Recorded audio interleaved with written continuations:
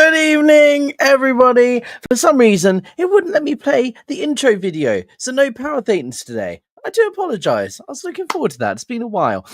How is everybody doing? Thank you so much for joining. For those of you new to my channel, my name is Alex. I'm an apostate. I used to be the Director of Public Book Sales at the Church of Scientology London, and now I speak out against their abusive and coercive tactics here in the UK. And today I'm going to be talking about a new petition that has been launched by the Family Survival Trust, asking members of Parliament here in the UK to address the gap in UK legislation that would allow survivors of abuse within the occults and other groups, for example, to seek justice. But first, let's say hello to everybody in the chat. I gifted 5 memberships, by the way, so everybody, welcome who's got a new membership this month. If you want to support the channel, you can always become a channel member. You can press the like button, you can subscribe, commenting, all that sort of stuff helps push these videos out to more people. You can also donate to the channel through Buy Me a Coffee or PayPal down below.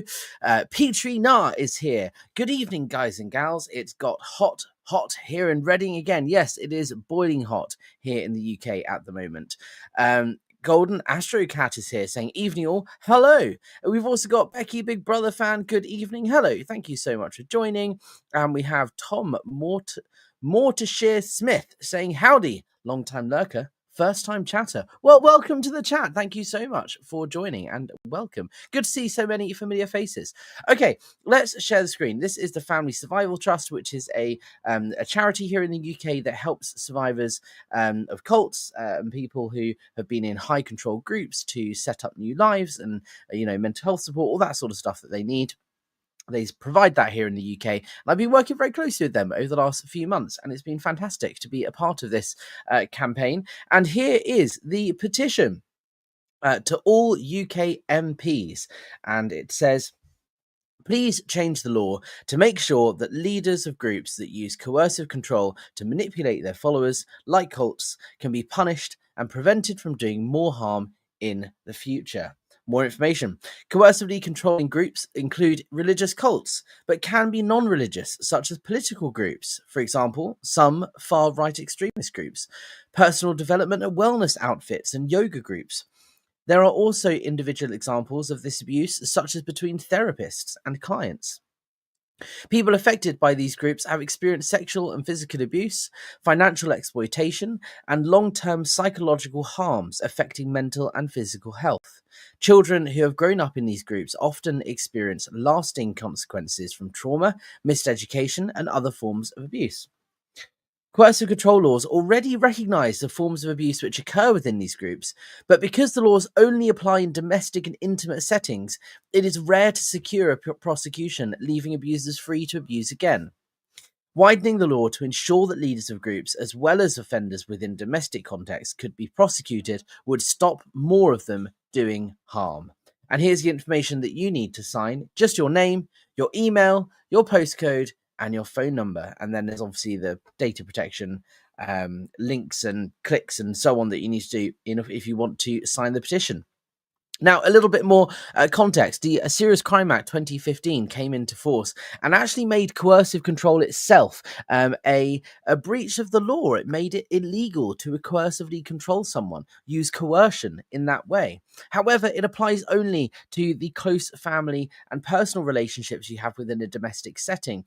And that is the bit that we're looking to change within this law. We're not asking for a new piece of legislation. We're not asking for a huge fundamental change to the application. We're just asking for its scope to be broadened, to be widened slightly, so that it can apply to anybody and everybody who can or has coercively controlled people. And that would allow survivors to seek justice in a way that isn't currently available under UK law. So I want you, if you are a UK resident, to please consider signing this petition. There is a document available on their website, thefamilysurvivaltrust.org, which goes into extensive detail about this legislation. I'm going to share some of it here. I won't read the whole thing because it is quite lengthy. But I thought it'd be interesting to share with you controlling or coercive behaviour in the wider community proposal for new legislation. This is something the Family Survival Trust has been working on for some time, since July 2022. But it's only recently, in the last year or so, 2 years maybe, that it's really started to pick up momentum and people have started to listen. And this is indeed the sort of conversation that I've been having with members of Parliament here in the UK about the actual application of this specific law. Currently, society's ability to control extremist groups, cults, and similar groups usually depends on either identifying the group and making it illegal — this is difficult, so not very common — or monitoring the group and waiting for it to undertake illegal behavior. The problem with these and similar approaches is that in the meantime, these groups destroy lives and put huge burdens on taxpayers. Coercive control is the process by which the leadership of these groups control and manipulate members. Once controlled, members can be made to give financially to the group beyond their means, undertake degrading or sexual rituals, act violently or fraudulently, or deny their children an education. This list is far from exhaustive. One of the things such groups have in common is that to recruit, retain, and control members, they invariably use coercive control. Coercive control is already a criminal offence in the UK when it takes place between an individual and individuals in an intimate or family relationship. This proposal is to make it a criminal offence for anyone to coercively control any individual or any group of people. It goes into further depth here about the proposal, which is what I just explained. The proposal puts forward the Family Survival Trust's aim to amend existing or to create alternative legislation and associated guidance so as to remove the current limitation of the law to intimate or family relationships. The current offence of controlling or coercive behaviour in an intimate or family relationship is under the Serious Crime Act 2015, and there's the exact reference if you want to go and look it up yourself. The Home Office states that the legislation does not apply if the victim and the perpetrator were not personally connected at the time this behaviour occurred. And that is why it's important that we change this legislation, because anybody can be coercively controlled by anybody at any time. But unfortunately, the law only considers it coercive control or considers it illegal if it applies in this very slim or very small context. It has already been accepted that this behaviour is a criminal offence in a close familial relationship. There should be cross-party acceptance that anybody exhibiting the same behaviour to unrelated individuals or groups of individuals also constitutes a criminal offence. There is no good reason that it should be legal for any adult to coerce another, subsequently controlling their behaviour in this insidious way. This legislation would be a useful addition to the tools available to those countering extremism or high control occultic organizations. By targeting this behavior, as opposed to groups, classifications of organizations or groupings is avoided. Arguments about whether a group is a cult, a religion, a company, a gang, a political party, or a family will be irrelevant. It will be illegal to coercively control other human beings, whatever the circumstances, in any organization or grouping or on an individual level. The guidance framework already recognizes that victims of coercive control may not have the ability and willingness to recognize or report abusive behavior. Perpetrators may try to exploit such vulnerabilities in order to maintain control or try to prevent the victim from seeking help. This emphasizes why it is imperative that victims have the protection of the proposed legislation. Where the victim and perpetrator were not personally connected at the time of the behaviour occurred, the guidance framework suggests considering whether it would be appropriate to bring charges under existing stalking and harassment legislation. However, the harassment legislation addresses quite different harmful behaviour. The associated legal guidance defines harassment as causing alarm or distress, or putting people in fear of violence. Coercion is a different phenomenon, as described below. Many of the behaviours that constitute coercive control would likely not be considered harassment according to the current guidance. It goes into break down exactly what coercive control is and references a number of different documents that are really interesting to read. It talks about Lifton's demand for purity and so on. Obviously, Dr. Alexandra Stain, who is one of the board members at the Family Survival Trust, who explained Coercive persuasion within the closed domain controlled by the charismatic and authoritarian leader leads to the triple isolation of the follower. Isolation from the outside world, isolation from authentic relationships to others, isolation from his or herself, and hence the ability to think clearly about the situation. A recent MI5 report confirmed what many scholars of terrorist and cultic groups have long known. There is no single or simple demographic or psychological profile of those likely to be indoctrinated.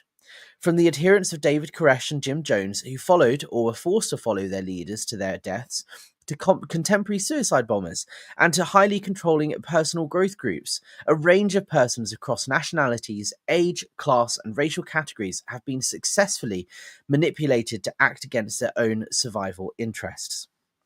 The toll in lost and wasted lives, in shattered relationships and communities, and in broken beliefs continues to grow.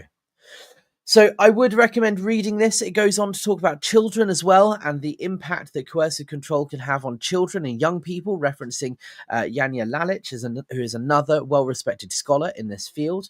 And this just really highlights why it is so important that the UK legislation is changed so that coercive control is seen as an offence when applied by anybody to anybody at any time, rather than just in the domestic, close family, personal relationships that it currently applies to. So if you're in the UK and you want to do something to help in this fight against abuse within cults and organizations such as Scientology, please consider signing this petition. I've put the link in the description of the video. It would really, really help. The more people we get to do this, the better. And hopefully your MP will take note of your signing of this petition and take action.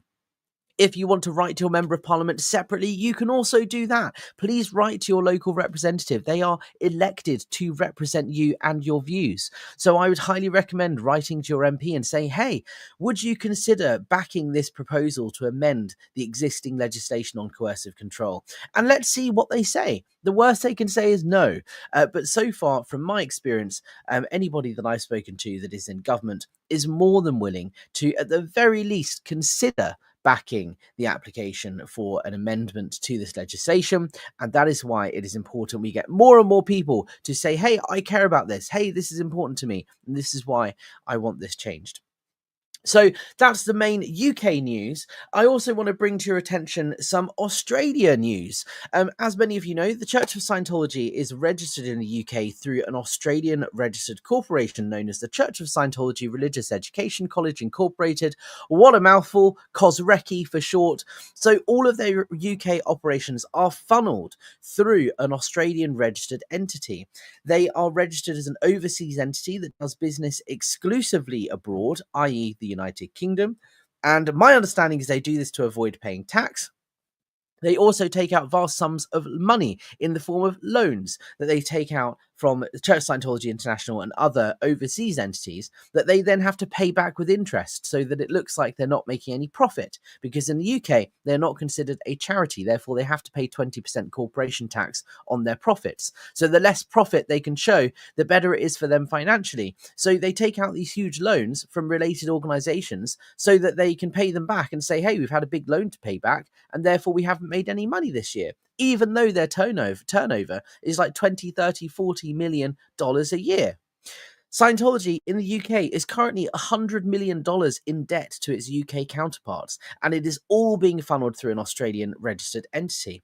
And so it is great to hear that the Parliament of Victoria in Australia are currently doing, or they currently taking submissions in an inquiry into the recruitment methods and impacts of cults and organized fringe groups. So although it doesn't specifically mention Scientology absolutely will be a part of this inquiry that is being led by the Victorian government over in Australia, and it is currently accepting submissions. The committee is looking into cults and fringe groups in Victoria, how they recruit and control people, and will report back by the 30th of September 2026 next year. The inquiry is not about judging anyone's beliefs, it is about protecting people from harm. We want to understand whether current laws are strong enough to deal with groups that use manipulation or control in ways that can seriously hurt people. And the reference is that this house refers an inquiry into cults and organised fringe groups in Victoria, the methods used to recruit and control their members, and the impacts of coercive control to the Legal and Social Issues Standing Committee for consideration and report no later than 30th September next year. So this is just another great example of a government taking action against cults, and I think it's going to be really interesting to see what the findings of this government inquiry will be, and whether there will be a mention of the UK, considering Scientology is widely regarded as one of the largest or most dangerous cults in the world, and the fact that their whole UK operation is funneled through Australia. It'll be interesting to see whether this is picked up on by the inquiry, and to see what they do about it, and whether they do make any amendments to law over there. Again, I put the link in the description if you want to read and find out more, but this is two huge things that are happening right now when it comes to government legislation and government action against Scientology and cults in general. So if you want to support these things, please visit those links, please sign the petition, please get involved in the inquiry over in Australia. And if you want to support the activism that I've been doing, again, like I said at the beginning, you can buy me a coffee, PayPal, share, like, subscribe, all that sort of stuff. There's a lot coming from me over the next week or so. I have been away working at festivals over the last couple of weeks. As many of you know, I work in the live entertainment industry, so I have very limited time to do live streams during the summer period. However, I've got a bit of time off and I'm working on something very, very exciting that will involve a big trip next week that I can't wait to share more with you about. So please stay tuned. There's more coming, but I just wanted to bring this short update with you to you guys so you can know that I have been working behind the scenes. There is stuff going on and I wanted to bring you this information, and I'll keep you guys updated as more develops. But thank you so much for tuning in, guys, and I'll see you on the next one.